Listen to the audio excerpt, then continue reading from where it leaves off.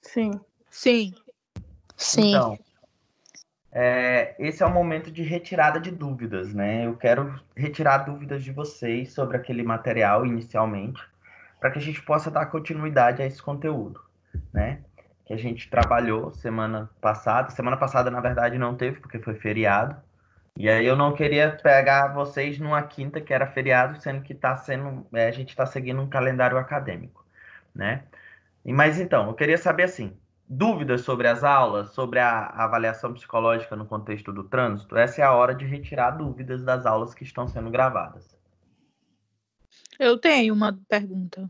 Pode fazer, Camila. Bem no início do artigo do Avaliação Psicológica no Trânsito, ele diz que tem uma inter-relação com outras ciências, no sentido de gerar ações mais eficazes para o progresso de desempenho e condutas. Aí eu quero entender quais são essas outras ciências exatamente. Seria sociologia, porque estuda aspectos de conduta e comportamento. Fiquei com essa dúvida. Então, se a gente olhar o contexto da avaliação psicológica no contexto do trânsito, a gente percebe que é uma forma de predição do comportamento, né? E que a gente vai buscar diminuir, como eu falei no vídeo, né? Diminuir os acidentes, até mesmo alguns questões como homicídio, né? Como brigas, agressões físicas, verbais, enfim. A avaliação psicológica ela deve ser feita muito detalhada. E como vocês viram a aula, eu acho que vocês conseguiram perceber a diferença do processo teórico para a prática. Quem tem habilitação aí sabe que não passou por aquele processo como um todo, né? Não passou por uma entrevista inicial, não passou por um processo de feedback. Passa pelo feedback aquelas pessoas que não passaram, né? Não foram aptos ao processo de habilitação. As outras ciências que a gente traz dentro do contexto da avaliação psicológica no trânsito é o direito, né? O direito que vai atuar justamente com as leis e os códigos de trânsito. Então, assim, estamos ligados diretamente com a avaliação psicológica jurídica, onde a gente pode atuar junto com elas para montar novas leis de trânsito, montar novas formas de evitar problemas no trânsito. Exemplo que eu posso trazer para vocês, no Uruguai, eles têm uma técnica, um trabalho em questão do trânsito, de que forma? A pessoa ela passou um ano sem ter alguma infração de trânsito, elas têm direito a IPI zero, né? Se elas ficam 2 anos, elas têm direito a descontos em compra de novos carros. E se elas têm 5 anos, elas têm tanto IPI zero quanto desconto no carro e ainda ganham aí umas bonificações que é por eles lá. O que é isso? Isso foi um trabalho entre o direito, né, na questão de criar leis, e a psicologia. Que psicologia? A cognitivo-comportamental behaviorismo, onde a gente trabalha com o processo de reforçar o comportamento adequado, né? No lugar de punir. Nossos processos de trânsito aqui, as nossas leis de trânsito, elas são muito punitivas. Então, você passou no sinal vermelho, você tem um quê? Multa. E assim vai.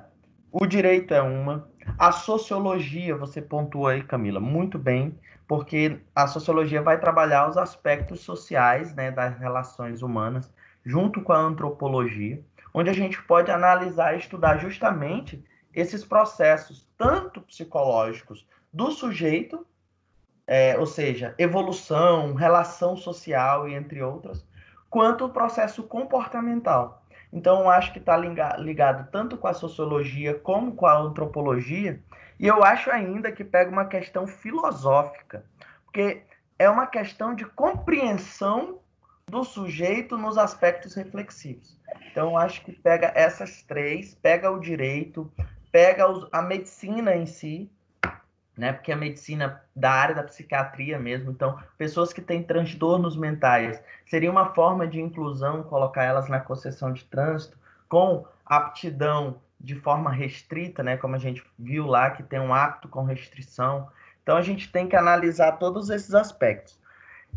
Eu acho também que entra o processo da sociologia, eu falei sociologia, antropologia, filosofia direito, medicina, e eu acho que a engenharia em si, né? A engenharia também, porque como a engenharia ela trabalha no processo de construção e adequação para o melhor fluxo de carros, vamos supor, a gente também tem que levar em consideração que as mudanças nos fluxos, elas mexem com o nosso social, né? Com o nosso psicológico. Eu lembro que logo quando teve algumas ruas aqui em Rio Branco, que elas pararam de ser mão dupla e elas começaram a ser mão única.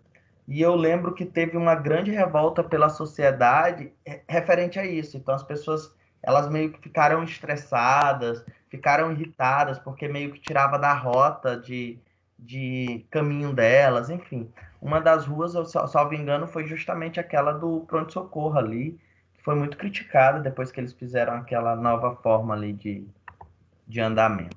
E eu acho que, a princípio, eu lembro dessas, né? Pode ter outras também. Consegui responder sua pergunta? Sim, conseguiu. Entendi. Algumas mais? Algumas perguntas a mais?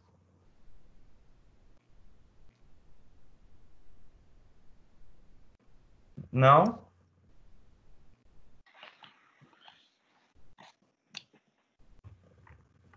Alguma pergunta, pessoal? Pois bem, se não tem pergunta, nós seguiremos. Vamos agora falar sobre. Só voltando um pouco aí na avaliação psicológica do trânsito, vocês percebem como o nosso papel como psicólogo do trânsito ele é muito mais extenso do que uma testagem, né? Apesar de ter se limitado a uma testagem, a nossa atuação de psicólogo no trânsito ela vai para além disso, né? Eu acho que é o que faz um processo de desrespeito e desmoralização com a nossa profissão dentro dessa área, é justamente isso. É a falta de utilizar outras ferramentas. Professor, Oi, Úrsula. eu não tenho uma pergunta, é só uma pontuação que eu achei importante no texto e no vídeo, quando ele fala que o cidadão ele não tem direito, né, à habilitação. Se ele responder aos critérios que são exigidos, aí sim será dado o direito a ele ter a carteira, mas ele não tem por direito de ter a habilitação, né? Eu achei Exatamente. bem interessante. As pessoas acham que só por ser uma questão. O Gustavo está tentando entrar, alguém avisa para ele que ele precisa entrar e esperar que eu admita ele aqui dentro da sala. Tá? Alguém avisa para ele que ele entra, aí eu vou admitindo ele, ele sai da sala. Então, isso é uma questão que deve ser debatida, porque assim, as pessoas pensam assim, eu vou tirar minha habilitação e eu vou passar, eu tenho que passar. E muitas das vezes você você não é obrigado a passar. Você precisa atender os aspectos mínimos que são aqueles que eu pontuei para vocês lá, né? Então as pessoas pensam muitas das vezes que, não, você não tem o direito da habilitação. Você tem o direito, né? É um direito seu de tentar, né? de tentar o processo de retirada da habilitação. Sim. Mas você ter ela, não. Tanto que o teste psicológico, muita gente, é besteira, mas se duvidar, é um dos que mais reprova. Tanto psicólogo reprova mais do que... E ele reprovaria mais, acredite, se ele fosse realizado de forma mais sistemática, como solicita o nosso CFP, nosso Conselho Federal.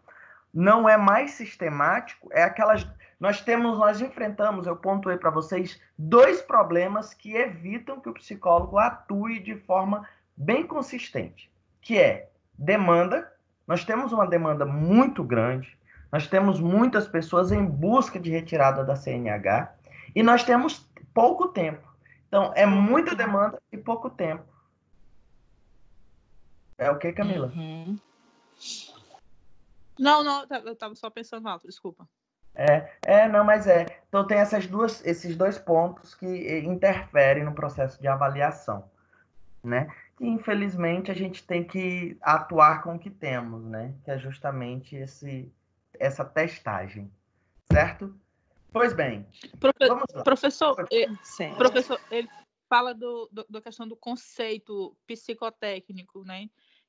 Existia também, até um tempo atrás, era até um pouco pejorativo, né? Assim, a questão do teste psicotécnico em si. Eu peguei essa fase, esse tempo, e eles pensavam que quando você fazia o teste era para saber se você era doido.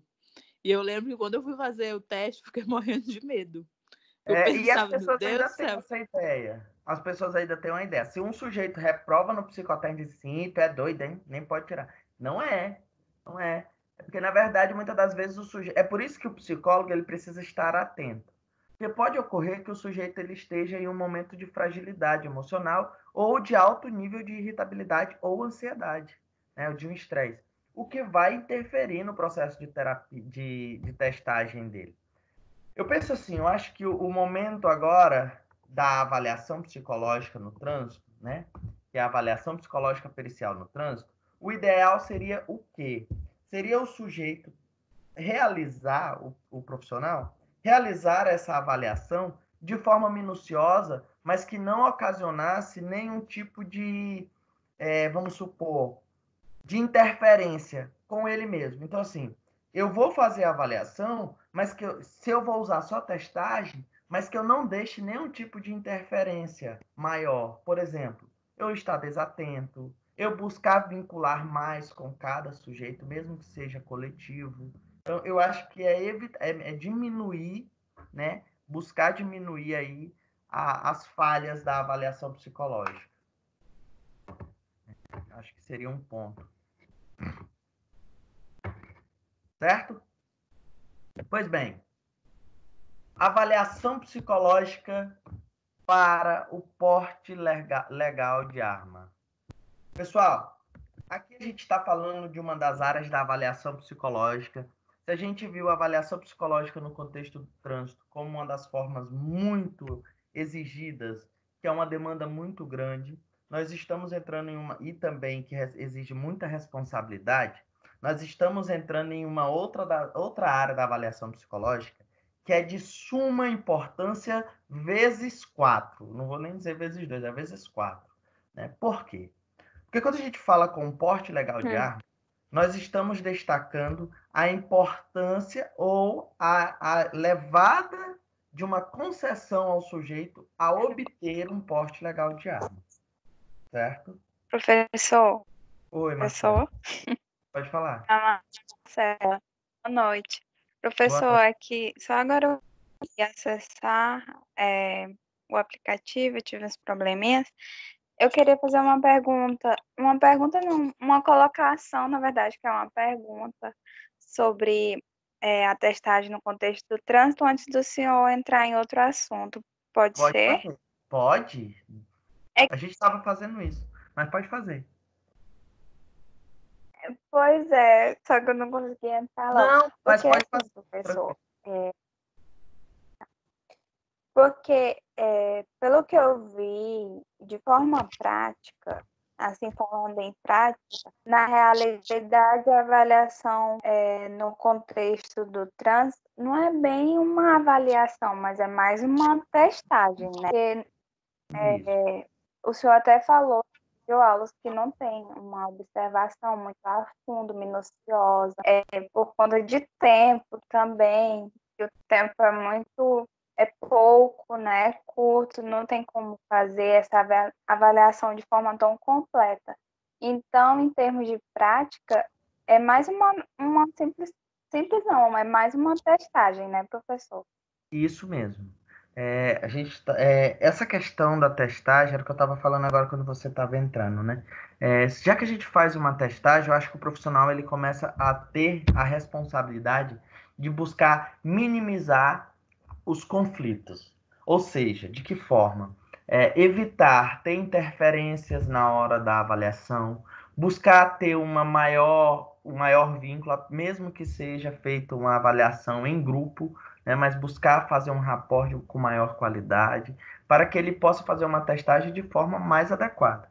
Porque é aquilo que eu falei para vocês, pessoal, e eu vou falar e quem vocês perguntaram que seja especialista de fato em avaliação psicológica, porque eu tenho uma especialização, mas a minha especialização em avaliação é prática, né? Não é uma especialização de entrar em sala e fazer uma pós-graduação.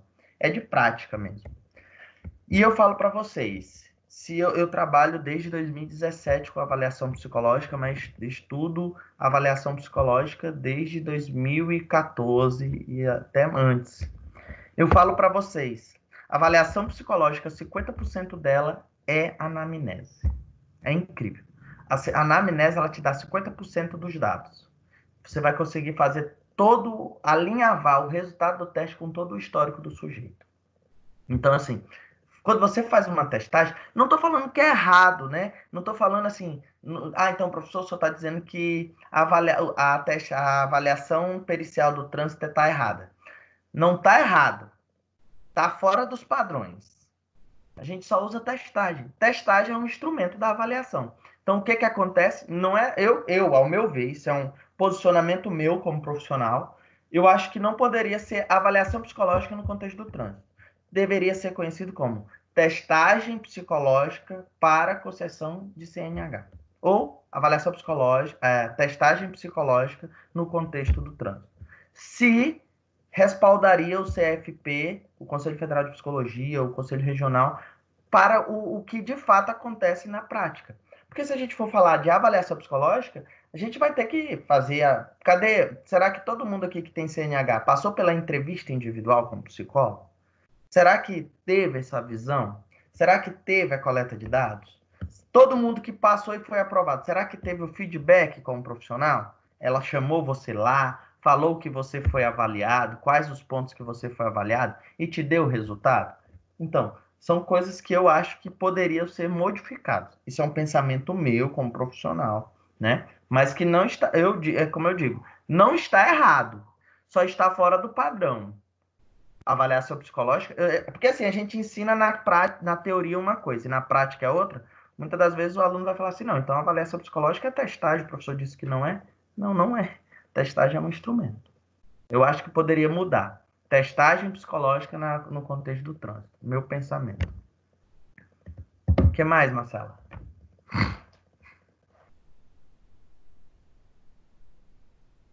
Marcela? Questão, assim, que você estava falando. Oi, você está conseguindo me ouvir? Tô te ouvindo.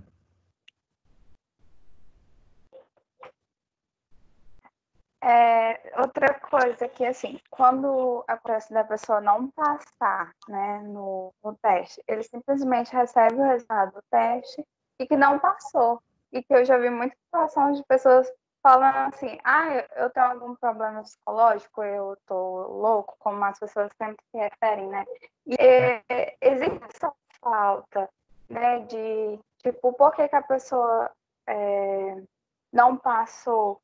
Não é, eu não queria usar a palavra erro, mas onde que ela teve dificuldade, né? O que fez com que ela não passasse? Essas situações que às vezes ficam muito por conta da demanda, por conta de não ter esse vínculo, esse rapport, né, que o senhor acabou de falar, e pessoas que acabam indo para o psicotécnico. Eu tive um conhecido que ele foi umas 5 vezes, e que assim, ele já estava se taxando como louco, como doido, por conta que ele não passava, mas não era, ele recebeu o resultado. Ele se preparava para essas questões. Era só isso que eu queria assim colocar. E eu acho que precisa realmente ser trabalhado. Isso é uma coisa que a gente é muito bom de se debater, eu gosto sempre de debater essa questão, porque assim, né, pessoal, a avaliação psicológica, quando você faz um feedback, você está dando a oportunidade do sujeito saber o que está acontecendo. Porque se você não faz isso, vai acontecer esse Exatamente, professor. Já tem um estereótipo que psicólogo é para doido. Você não passa numa avaliação psicológica no contexto do trânsito, pronto, eu sou louco, é por isso que eu não estou passando. Então, assim, são coisas que a gente precisa, como profissional, ter uma visão, Sabe, eu acho que isso é visão profissional, eu acho que é olhar o outro com cuidado, saber que Professor, levar ele a um adoecimento, né? Eu acho que fazer o feedback, não só de resultado, mas para pontuar que isso não quer dizer que ele não seja louco. Por isso que é importante a entrevista antes, para você saber, muitas das vezes o sujeito, ele tem ele é o alfabetizado, né, que a gente chama funcional. É o analfabeto funcional. O sujeito não entende as instruções do teste, só que ele tem vergonha de falar ali, e aí ele não vai conseguir, vamos supor, bons resultados. Isso vai fazer com que ele imagine que ele é doido. Então, é por isso que eu sou muito a favor de uma entrevista antes, eu sou muito a favor de uma avaliação mais minuciosa. Pode falar, Fernanda. é como eu estava lendo o artigo que o senhor mandou, que o psicólogo ele realmente tem que ter essa atenção maior com as pessoas que vão fazer esse teste. Porque eu lembro quando eu fui fazer o meu teste, tinha um senhor de idade que ele não prestou atenção e a mulher sempre, a psicóloga lá falava, preste atenção antes de fazer o teste, tudo. Se vocês tiverem alguma dúvida, podem falar. E ele não prestou atenção e ele errou um negócio lá e meio que desclassificou ele. Pois é. E aí no texto lá também falava sobre avaliar como é que tá o sujeito, se ele precisa de algum medicamento, se ele precisa de alguma coisa, se ele tá passando por algum nível de estresse, de ansiedade. E eu lembro que no dia eu tava muito, muito, muito, muito ansiosa, que eu achava que eu ia passar mal lá. E mesmo assim eu consegui fazer o teste com tranquilidade, mas tinha outras pessoas que não conseguiam fazer isso. Tinha pessoas que estavam totalmente, não digo despreparadas, mas a ansiedade delas estava muito grande que elas não conseguiam se concentrar. Então eu achei interessante eles observarem isso. E como o senhor falou, de ter essa entrevista primeiro, de saber como estão as pessoas, porque a maioria ali, como as pessoas dizem, que eles querem realmente reprovar, do que só passar as pessoas. E é por isso que eu digo, gente, a avaliação precisa dar uma instrução clara. Se não compreender, Professor, explica novamente. Só um momentinho, Gustavo. Deixa eu só complementar aqui a Fernanda. Faz uma nova explicação sobre as instruções, conforme o grau de escolaridade do sujeito. E outra, ver como estão as condições do sujeito é essencial para uma avaliação. Eu acho que só de você saber que você está sendo avaliado, isso já te dá uma ansiedade. Então, eu acho que é um ponto que a avaliação psicológica precisaria modificar no contexto do trânsito. Pode falar, Gustavo. então, pensando e vendo aqui, então realmente então é um ponto que deve ser posto praticamente em primeiro lugar, a importância dessa avaliação, né? Porque muito se preocupa mais com o resultado, né? Tipo, às vezes pode ser questão do nervosismo e tal, e se preocupar mais com o resultado, como principalmente o estereótipo, né, de doido, logo se preocupar com isso. Então, no caso, realmente nesse contexto, a avaliação é extremamente importante. Essa é a importância de você não aderir uma postura estereotipada, como a gente falou na nossa aula, quando a gente pontuou a postura do profissional dentro de uma avaliação psicológica, né? Para que não tenha essa ideia de que o psicólogo está ali só para avaliar. Só de você saber que você vai fazer um teste já é algo que te causa uma angústia, imagina você saber que você vai estar sendo avaliado, né? Ok? Ok. Certo. Pois bem, avaliação psicológica para o porte de arma. Bem, pessoal, essa é a referência do nosso texto, né, que eu vou utilizar. Lógico, eu pesquisei não só isso. Essa é uma referência que eu utilizo sempre. Eu acho esse texto muito acessível. É um artigo chamado Prática e Formação. Psicólogos na peritagem em porte de arma de fogo. Ele é de 2015. Tá? Eu não acho ele tão antigo, 5 anos. Eu acho ele muito bom, tá bom? Quem tiver interesse, depois eu vou até mandar para vocês depois esse texto, tá? Pois bem, esse aqui é ideia de como foi o avanço da avaliação psicológica no contexto do trânsito, porque começa de quando? Né? Começa desde 1990, quando existia, ainda não tinha a política de desarmamento, que foi em 2003, quando veio a lei. E aí, o que acontece? Quando a gente fala de porte de arma, existe duas formas. A gente precisa diferenciar. Existe... Só um momentinho. Aqui eu vou deixar aqui para mim... tem esse slide que eu estava, tá? Que ele vai falar das leis, de como foi que iniciou. E aí, o que acontece? Existe o porte e a posse, certo? Existem esses dois, ok?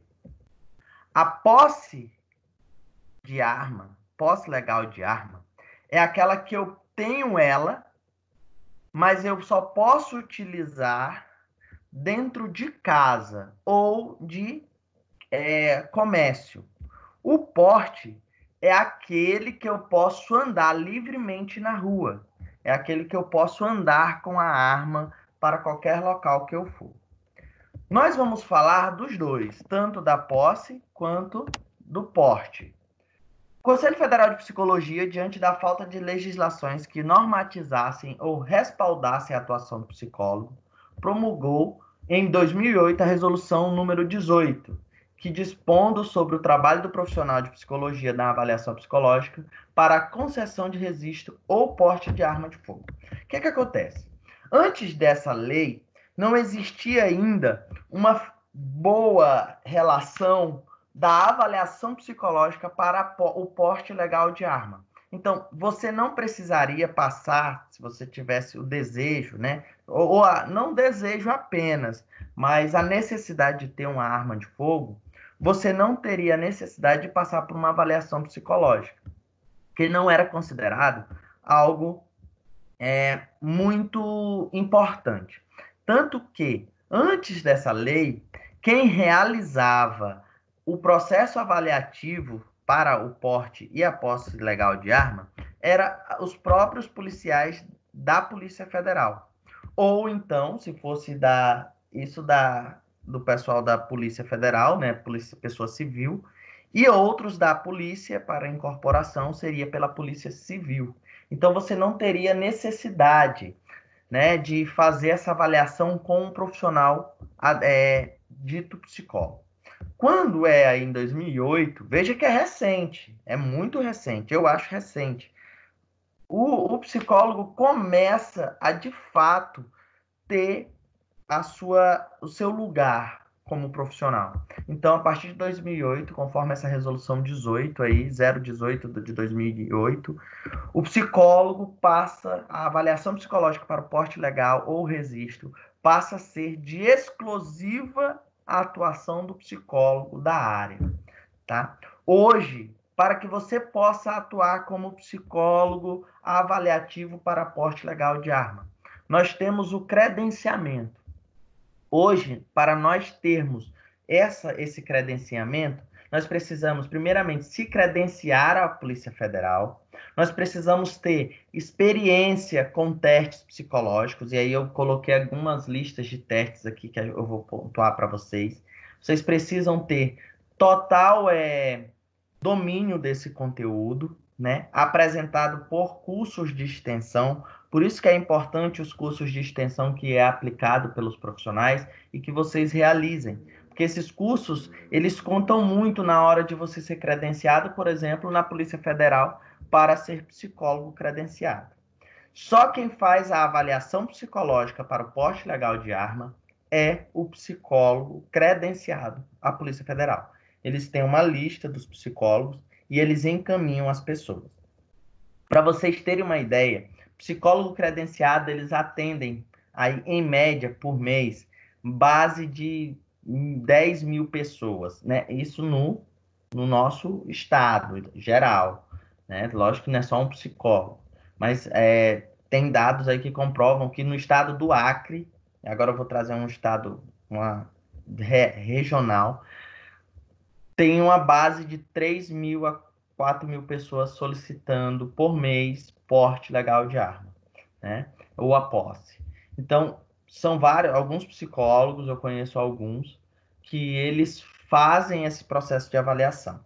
E aí, você se credencia, você tem que ter o seu CRP em dias, você precisa ter total domínio dos processos de avaliação psicológica e estar atualizado com as leis do porte e da posse legal de arma, tá bom? Então, se torna... Professor, uma pergunta, qual o valor, qual o preço que se paga para Então, esse valor, quem paga todo o processo de posse e porte legal de arma é pago pelo solicitante. Então, ele não passa para você, ele não vai lá e paga para você. Ele paga para a Polícia Federal e a Polícia Federal passa para você. Hoje, não é uma tabela dita, né, pelo CRP, nem pelo CRP, não, desculpa, pelo Polícia Federal, mas sim pelo CRP. Hoje, um psicólogo, para fazer a concessão de arma de fogo, ele paga R$200. Então, só da avaliação psicológica é R$200, tá? Para ele passar pelo processo de avaliação com o psicólogo. Tá? Essa avaliação ela precisa ser de forma cautelosa. Então, ele vai te pagar R$200, aí, no mínimo que você vai fazer com ele é 3 sessões. Né? Então, ele vai pagar R$200 proporcional às 3 sessões. Então, vamos supor que ele pague aí 3 sessões pelo atendimento. Proporcional, por que eu digo proporcional? Só um instantinho, Stephanie. Por que eu digo proporcional? Porque é R$200. Mas você pode entrar num consenso de que cada sessão vai ser 100. E aí você vai receber R$100 por sessão ou 150 por sessão. Né? Então, para a pessoa hoje ter um porte legal de arma, ela precisa desembolsar um bom dinheiro. Porque imagina, R$200, você paga R$200, 3 sessões já dá R$600, né? Então, precisa pagar as sessões que ele vai fazer. Tá? Fala, Stephanie. O senhor falou que existe uma diferença entre porte e posse, né? Isso. Existe também a diferença em relação no processo da avaliação? Também é diferente em relação ao teste? Olha, existe uma diferença, como vocês podem ver aí na tela que eu coloquei para vocês, na entrevista. A entrevista, por que a entrevista é diferente? Porque assim, hoje, pessoa civil, ela pode... É uma dúvida que muita gente traz, né? E eu até, às vezes, eu falo que não, que está errado, mas também não debato muito porque eu não tenho para quê. Hoje, nós civis temos tanto direito pela posse quanto pelo porte. Sempre teve, sempre teve. Qual a diferença? A posse, se você é um civil e você quer ter a posse de arma, você precisa solicitar, você vai fazer uma carta destacando o porquê você quer ter essa arma, né? Então, a posse é isso.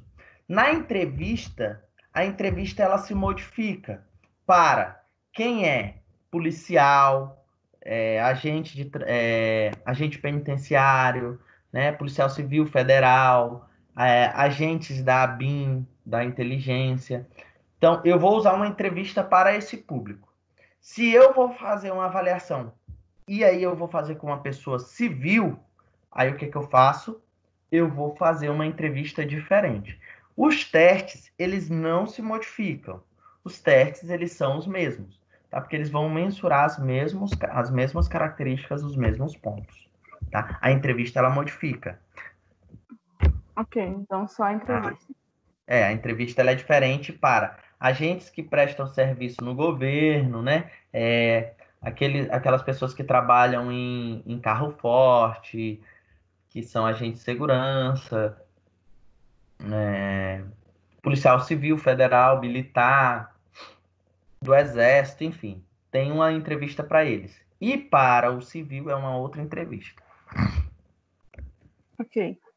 Nós podemos sim ter porte também. Hoje, sempre assim, tem essa pontuação de que a pessoa civil ela pode ter o porte também. Só que ela precisa comprovar que a vida dela está ameaçada ou se ela trabalha com grande quantidade de dinheiro. Então, por exemplo, se eu sou comerciário e eu percebo que eu tenho movimentando muito dinheiro e eu estou começando a se sentir inseguro, eu posso solicitar o porte legal de arma também, tá? Se eu solicitar o porte, eu preciso solicitar a posse? Não. Ou você solicita um ou outro, tá? Ou você solicita a posse. É mais provável solicitar primeiro a posse, aí depois, se você percebe a necessidade, vai a porte. Algumas pessoas me perguntam o seguinte: professor, o senhor é contra todo mundo ter o porte legal de arma? Sou. Por quê? Nós temos uma grande taxa de acidentes com armas de fogo. Muito acidente. E quando eu falo acidente, eu não falo só de quem é portador, mas muitas das vezes crianças e adolescentes que encontram essa arma. Tanto que quando você vai solicitar o porte ou a posse legal de arma, você precisa... você assina um termo onde você destaca que essa sua arma de fogo, ela estará guardada em um cofre ou em um local com fechadura longe de alcance de adolescentes e crianças. Só que mesmo assim, ainda ocorre acidentes. E aí quem responde é a pessoa que tem a posse ou o porte. Por que eu sou contra? Eu sou contra a forma que querem empregar o porte e a posse legal de arma. E aí eu trago um conteúdo científico. Nós sabemos que hoje a psicologia ela trabalha com os processos psicoemocionais. Então, o novo processo do porte legal de arma, eles solicitam que facilitem a posse. Então, assim, vamos facilitar para o sujeito, o cidadão brasileiro, que ele tenha a posse. Eu acho errado, eu sou contra isso. Por quê?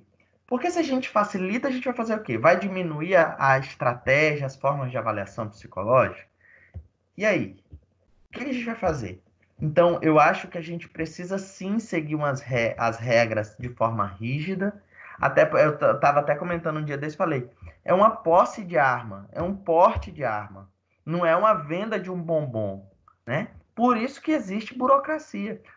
Vocês vão ver aqui o que precisa atender os critérios, e aí vocês vão falar assim, algumas pessoas vão pensar, nossa, que burocracia. Sim, é muita burocracia, porque você está pegando um porte de arma, uma arma de fogo, né? Então tem que ser burocrático, não é uma banca de bombom, onde você vai lá e você pega o bombom que você quer.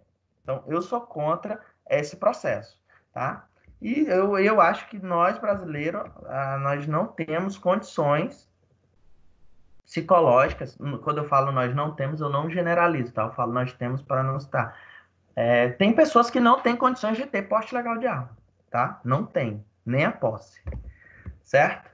Em relação à entrevista, instrumento obrigatório na avaliação para porte de arma de fogo, conforme ordem de serviço número 001/2004, emitida pelo Ministério da Justiça e a Polícia Federal, esta conta com um questionário específico, proposto pela própria comissão da Polícia Federal. Então, a entrevista, pessoal, não é o psicólogo que cria. Essa entrevista ela já vem estruturada, formulada pela Polícia Federal, tá? Tanto que, como eu falei para vocês aqui, ó, quando o porte de arma é para a pessoa física, tem um outro questionário que a Polícia Federal indica, que é como frases incompletas, inícios de algumas frases que os candidatos precisam estar completando. Então, a entrevista das pessoas que são de cargos públicos da área da segurança tem uma entrevista. Pessoas físicas têm outra. E ela segue dessa forma indicada pela Polícia Federal, onde existe uma frase inicial e a pessoa completa, tá? Na pessoa física, isso é indicado pela Polícia Federal. Olha a diferença. Quando é para pessoas que vão atuar na área da segurança, ela já vem pronta pela Polícia Federal. Quando é pessoa física, a Polícia Federal indica. Isso não quer dizer que o psicólogo, para avaliar uma pessoa física, ela vai utilizar aquela entrevista. Ela pode utilizar aquela, mas montar uma também. Porque quando você começa a ter prática em determinada área, você começa a desenvolver determinadas visões. Então, você começa a modificar o seu processo de atuação. Então, eu começo a perceber a necessidade de avaliar outros aspectos. e aí eu modifico para esses outros aspectos. Então, isso é muito importante, você ter essa visão psicológica sobre como você vai utilizar a sua entrevista, tá? Cabe ao profissional de psicologia efetuar a comprovação de aptidão psicológica para o uso e porte de armas de fogo, visto que, segundo a resolução 018/2008, é o profissional detentor do direito de exercer o uso dos testes psicológicos em avaliação. Artigo 1º, olha só o que diz o nosso artigo 1º lá. A realização das avaliações psicológicas para a concessão do registro ou porte de arma de fogo é de competência privativa e responsabilidade pessoal de psicólogos que atendam às exigências administrativas dos órgãos públicos responsáveis. Então, para que eu possa ser psicólogo dentro dessa área, eu preciso ter, olha aqui, ó, atender todas as exigências administrativas dos órgãos. E somente eu posso realizar essa avaliação. Antigamente, o porte de arma ele era da seguinte forma: a pessoa civil, a cada 6 meses, teria que fazer uma avaliação psicológica, todo o processo para validar. Agora, a avaliação psicológica ela precisa ser feita todo ano. Então, o psicólogo que trabalha com o processo de avaliação para a concessão de porte ou registro de arma de fogo, todo ano ele tem que fazer a avaliação psicológica de pessoas. Então, ele faz a avaliação para poder ceder o laudo. E aí, antigamente, nós, por exemplo, vamos supor que eu tenho um posse de arma. Eu teria essa posse de arma. Inicialmente era 3 anos, depois passou para 5 anos. Agora, Jair Bolsonaro, o presidente, o dito, ele destaca que ela vale até 10 anos. Então, ele vai fazer a avaliação psicológica todo ano, mas o vencimento da carteirinha dele sobre o porte legal de arma vai ter validade de 10 anos, tá? Se alguém tiver dúvida, só abre o microfone e falar, viu? A avaliação psicológica é um complexo processo que busca sistematicamente conhecer o funcionamento psicológico das pessoas de forma a orientar suas ações futuras. Nesse sentido, possui em casos específicos a função de gerar indicações preditivas ou predizer sobre o comportamento do indivíduo, como em situações de controle emocional para o manuseio de arma de fogo, habilitação para a condução de veículos de carga, entre outros. Então, quando eu coloco aqui habilitação para a condução de veículos de carga, eu falo cargas de dinheiro, né? Porque quem trabalha em carro forte faz a avaliação psicológica para o porte de arma. Então, quando eu vou avaliar, pessoal, eu preciso avaliar o processo emocional do sujeito. De que forma? De uma forma que eu possa predizer qual será o comportamento do sujeito diante de determinada situação. Então, poxa, se ele estiver em um momento que é de pressão, por exemplo, lá no Rio de Janeiro, certo tempo, teve um confronto justamente na linha vermelha considerada, lá, linha amarela, que eles chamam. Se você for portador, o teu porte de arma, você vai sair no seu carro e entrar em confronto? Sair do seu carro e entrar em confronto com eles? Ou o que você faz? Então, eu preciso predizer possíveis comportamentos desse sujeito, para que eu possa evitar possíveis acidentes. Será que esse sujeito ele é agressivo? Como é as relações interpessoais? Porque eu preciso fazer uma investigação também sobre a relação desse sujeito com a família dele, né? Exemplo que a gente teve, infelizmente, aqui em Rio Branco recentemente, acho que era agente ou policial, né? Assassinou a esposa na frente do filho. A gente tem casos de pessoas que têm um porte legal de arma e cometem esses tipos de crime. Então, a gente precisa ter muito cuidado. A gente está falando de uma área da psicologia que exige muita atenção, tá? Só uma pontuação, professor. Pode fazer. Tá ruim aqui. Peraí.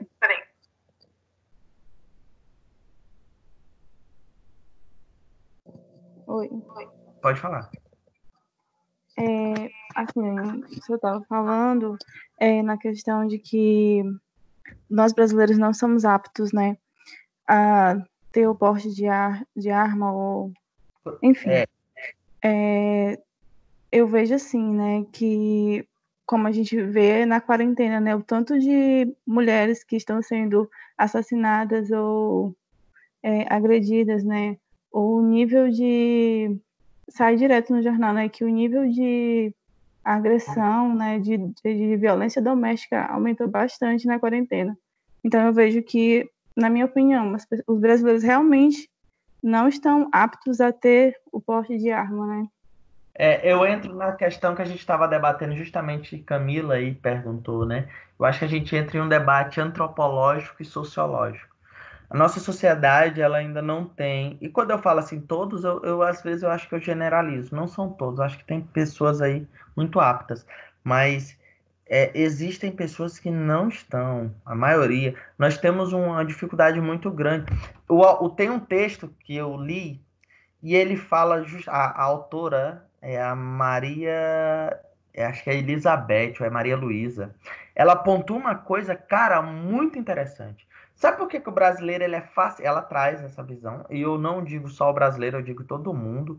Sabe por que as pessoas são fascinadas e desejam constantemente ter o porte legal de arma? Porque ela representa um objeto fálico de poder. É como se quando eu tenho esse objeto fálico, eu sou imbatível. Então todos nós queremos ter respeito à base de poder, à base de terror. Então eu ocasiono terror na sociedade com a arma, o que me leva a ter um grande poder.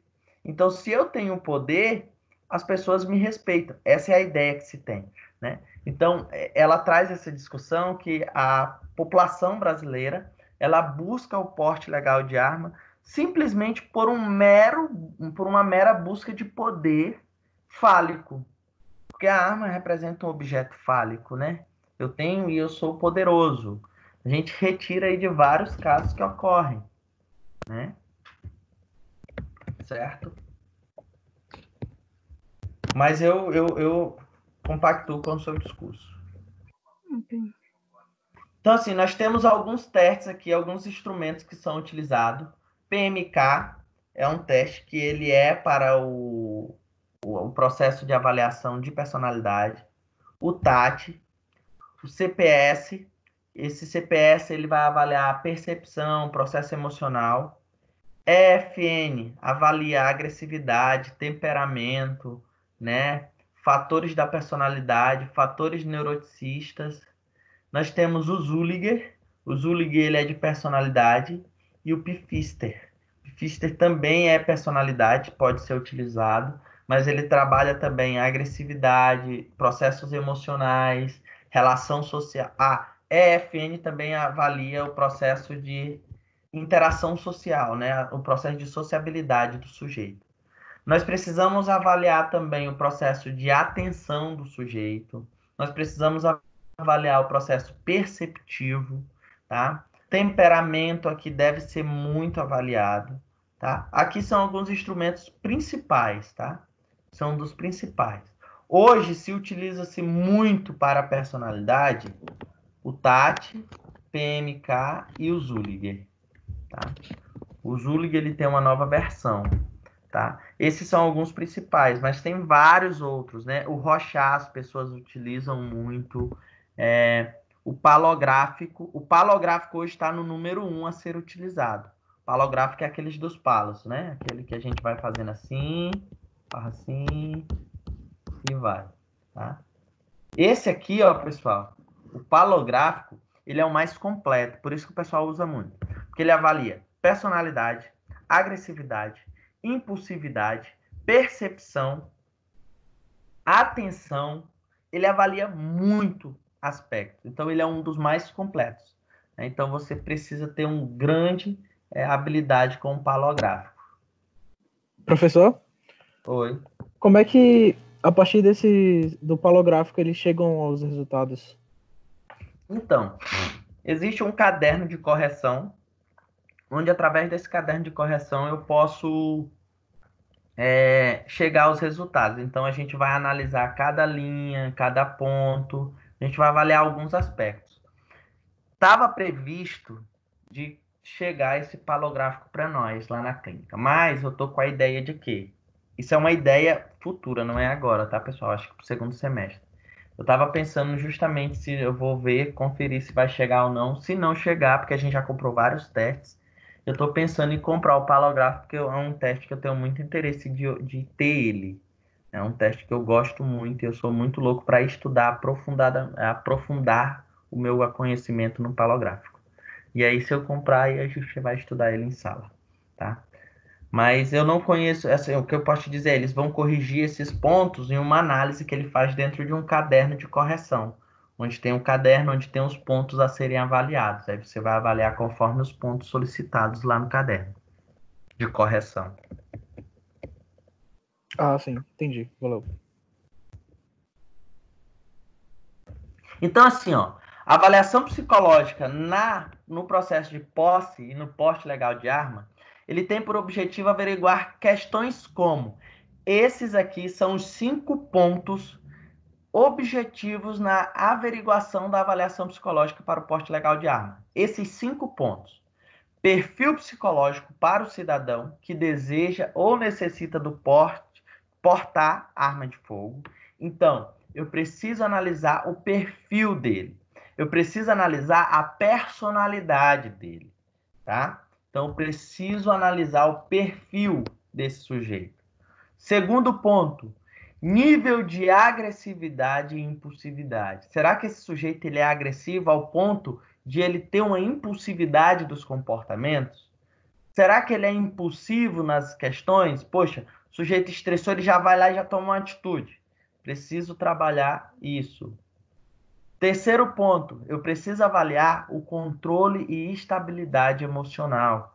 Então, esse sujeito, ele tem uma estabilidade emocional, ele consegue retornar ao seu equilíbrio emocional em um período curto de tempo, ou ele é aquele sujeito que desajusta e não retorna mais, ou tem uma dificuldade para se retornar ao seu estado emocional anterior.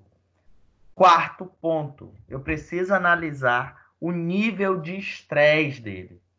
Qual o nível de estresse? Para o nível de estresse, para avaliar, eu posso utilizar o instrumento, eu posso utilizar o instrumento ISSL, o Inventário de Sintomas de Estresse de Lippe. Será que ele está no nível de estresse elevado ou não? E, por fim, o quinto ponto, a sanidade mental, né, pessoal? Se esse sujeito tem uma sanidade mental para ter esse porte de arma, né? Porque não adianta o sujeito ter 4 pontos e não ter a sanidade mental, né? Que é o essencial. E aí, para que eu possa dar entrada, o que eu preciso? Primeiramente, né? Assim, eu preciso atender alguns requisitos mínimos, alguns critérios mínimos para ter essa porte de arma. Primeiro, ter idade mínima de 25 anos, ter ocupação lícita e de residência certa, ou seja, eu tenho que ter uma residência fixa, justificativa por escrito do pedido, expondo fatos e circunstâncias, ou seja, eu preciso falar por escrito, destacar o porquê eu quero ter a posse ou o porte legal de arma. Eu preciso que tenha um porquê. Então, hoje, os motivos mais relevantes se você está com a sua vida em risco, se você está passando por situações de ameaça, enfim, ou sua vida é em risco. Se você mexe em quantidade grande de dinheiro, se você está sofrendo ameaças, ou se você é de algum órgão que necessita, tá bom? Principalmente no tocante ao exercício de atividades profissionais de risco ou de ameaça à sua integridade física. Outro ponto que não está aqui, mas precisa destacar, é um critério básico também. É o quê? É não ter nenhum processo judicial aberto ou nenhum caso, você não pode ter um inquérito em aberto com o sujeito. Então, a gente precisa avaliar isso também. Ele precisa entrar com um nada consta dos processos dele, tá? Que é da vida civil dele. Isso aqui, pessoal, ó, é justamente um documento que eles destacam para você, eles te dão, E essa é tipo uma carteira, aí tem o portador deste documento, tem o direito de portar arma de fogo de propriedade da Guarda Civil Municipal aí tem o limite do município, aqui, por exemplo, Rio Branco, / Acre, nos limites aí está, coloca o estado, devidamente acompanhado do registro de arma de fogo, conforme dispõe a Lei 10.826/03. A portaria 365/06 do Distrito Federal, aí tá. Convênio, aí tem seu convênio, a data que você expediu e a validade aqui até 5 anos, agora não é mais 5, é 10 anos, tá? E aqui a assinatura do pessoal da polícia lá, da Polícia Federal, tá? Que é eles que dão essa assinatura. Quem tem o direito de porte de arma no Brasil? Militares das Forças Armadas, agentes policiais da Civil, Federal, Rodoviário, Corpo de Bombeiro, guardas municipais e pontuários, agentes do sistema penitenciário, agentes de agência de banco, né, brasileira de inteligência, que é a ABIN, a Agência Brasileira de Inteligência, Departamento de Segurança de Gabinete de Segurança Institucional do Presidente, Câmara do Senado, auditores e analistas da Receita Federal, juízes e promotores, vigilantes de empresa, integrantes de entidades de desporto, cujas atividades esportivas demandam o uso de arma de fogo, pessoas que demonstrem necessidade, aí aqui é a pessoa civil, tá? Pessoas que demonstrem necessidade por exercício de atividades profissionais de risco ou de ameaça à sua integridade física. Outra pessoa que entra aqui também são advogados, tá? Advogados também têm o direito ao porte legal de arma.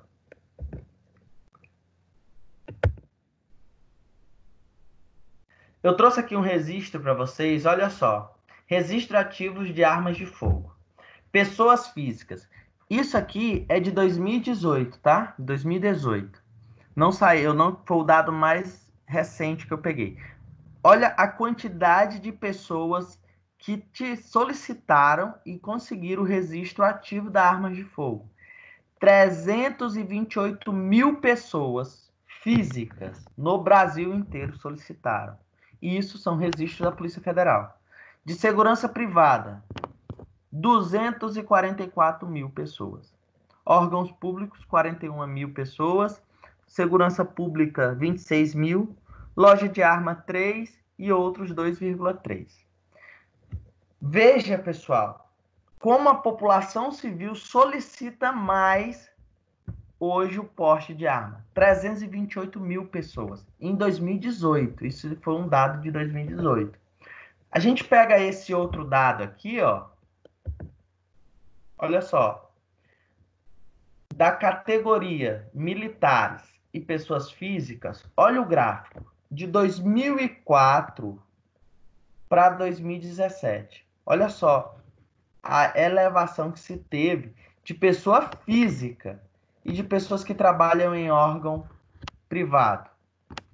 Olha só. Isso aqui na linha de 2015, né? Certo? Então a gente vê uma crescente aí, né, em relação à solicitação de arma, onde só um momento, já. Onde o sujeito que é do órgão não é órgão público ou não é de segurança solicita mais do que essas pessoas de órgãos, né? Então veja que tem crescido essa demanda, né? E a tendência é que aumente. Então, eu vou mandar para vocês também um documento do Conselho Federal de Psicologia que destaca justamente os documentos necessários para o psicólogo se filiar dentro do processo de avaliação psicológica para a concessão de armas de fogo, tá?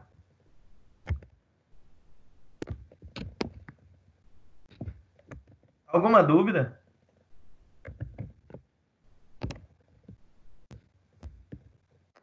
Não, professor. Fechou aí, não foi, pessoal? Fechou. Só um instantinho que fechou aqui o slide. Eu vou mandar o material para vocês lá no Classroom para vocês lerem, né? Quem tiver interesse. Muitas das vezes a pessoa fica interessada, muitas das vezes até para vocês estudarem mais e se especializarem nessa área. É uma área que, querendo ou não, ainda se tem um foco muito grande pelo ganho que se tem, né?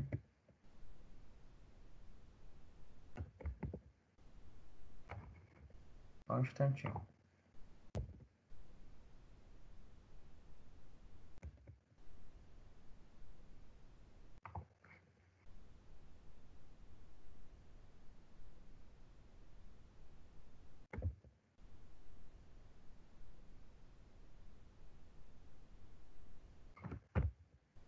Eu estou gravando aqui, o computador fica um pouco pesado.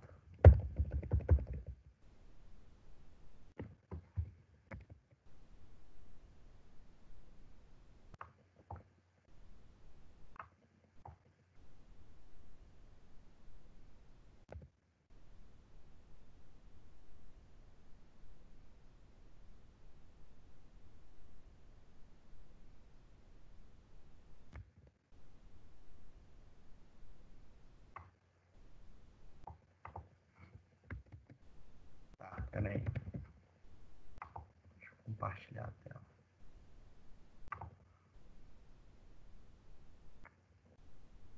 Pessoal, quem é das Forças Armadas ou de algum órgão, né? Veja que a carteira da pessoa civil é diferente. Eu mostrei para vocês aquela carteira da Polícia Civil, aquele documentozinho, né? Que lá é de pessoa física. Esse aqui, ó, são de pessoas que são policiais das Forças Armadas e assim vai, policial federal. Veja que a carteira deles é diferente, tá vendo? Então, é isso aqui, essa carteira aqui, ela é liberada pelas Forças Armadas. A do policial, a da pessoa física, é uma carteira concedida pela Polícia Federal, tá? Só para vocês terem uma diferença, verem a diferença. Observação muito importante. O foco da avaliação de avaliar, de estudar, é a utilização dessa arma. Verificar se o candidato já teve algum antecedente que ele teve que utilizar a arma ou se é a primeira vez. Então, verificar se ele já teve controle de arma de fogo, né? Até porque eles passam por uma avaliação também de tiro, né? Ou se é a primeira vez que esse sujeito está pegando. Verificar a motivação dele, principalmente no caso de pessoa física. Então, assim, a gente precisa analisar. Gente, isso aqui, ó, é uma avaliação, deve ser uma avaliação realizada buscando compreender isso aqui. O que está motivando esse sujeito a retirar a sua posse de arma? O que está motivando ele? O que será? O que ele quer? Principalmente da pessoa física. Por que ele quer ter? Porque quando ele vai trabalhar com o porte, é funcional. Então, assim, eu sei. Poxa, se eu sou policial, é normal eu solicitar uma concessão de arma. Mas se eu não sou, por que eu estou solicitando? Então, a gente precisa analisar isso, tá? Ele vai usar a arma só enquanto estiver no trabalho, mas para a pessoa física, focamos muito no motivo. Então, isso aqui é uma deixa que eu deixo para vocês. As pessoas, a gente já tem visto aí, mostrei dados para vocês, que as pessoas físicas, elas têm procurado cada vez mais a concessão de arma de fogo, tá? E esses números vão aumentar, pode ter certeza. Até porque, conforme a nova lei agora de 2019, de novembro de 2019, que foi declarada pelo presidente da República, o presidente da República, com a nova resolução que ele deu aí agora, meio que algumas coisas retornaram com a nova resolução, com a resolução anterior. Era a resolução antes do desarmamento, tá? E aí desconsiderou algumas e considerou as outras e melhorou algumas, tá bom? Dúvidas?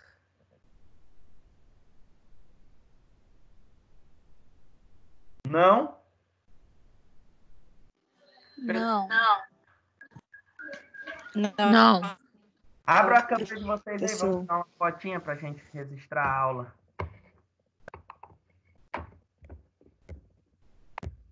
Vamos registrar a aula. Abram as câmeras. Aí. Ei, Ian, o bom é que a gente pode estudar deitado, né? Sim, isso é bom demais. É muito Agora bom. que Gente, esses dias eu tava vendo, teve uma menina que ela disse que ela, do quarto ano, ela tava estudando deitada, ela dormiu na aula inteira, quando ela acordou ela tava sozinha na reunião. Ei, já aconteceu isso comigo, hein? Vamos, pessoal, abre aí a Stephanie, Úrsula. Abram aí a câmera. Pessoa do céu. Vou tirar uma fotinha. Ai, professor, estão se aumenta, né? Agora, eu só queria saber como é que eu vou expandir aqui.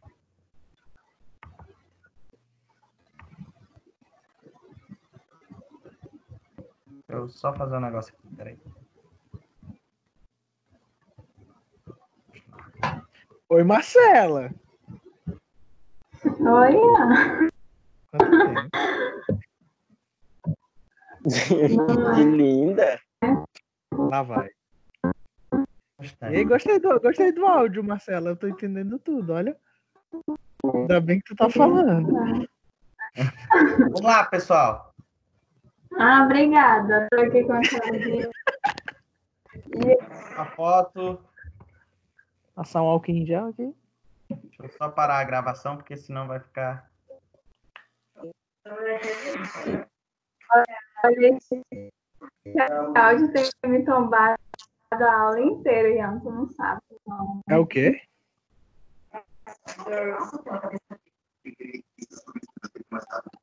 Vamos lá, vamos lá. O Gustavo, doido. É ok, Ian? O Gustavo aí, o cara tá na minha tela inteira. Sai daí, Gustavo. Sai